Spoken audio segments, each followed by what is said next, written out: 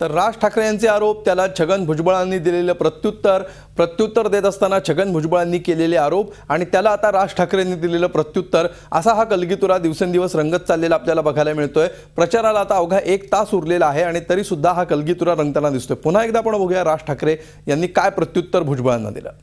मला असं वाटतं जगामध्ये किंवा भारतामध्ये जर कुठेही माझा मॉल माझ्या नावाचा किंवा काही असेल बरं का, मी भुजबळ फाउंडेशनला मी तो फुकट डोनेट करायला तयार आहे। असले कुठचीही गोष्ट जर समजा माझ्या नावाने सापडली दुबईत काय कुठेही, मी डोनेट करायला तयार आहे फुकट। जेवढे आरोप त्यांच्यावरती आहेत त्याच्या कोर्टात केसेस चालू आहेत। किरीट सोमय्यांनी त्याच्याबद्दल पुस्तिका काढलेल्या आहेत। हे सगळं इतके दिवस चालू आहे, त्याचं उत्तर का भुजबळ देत नाही आहेत?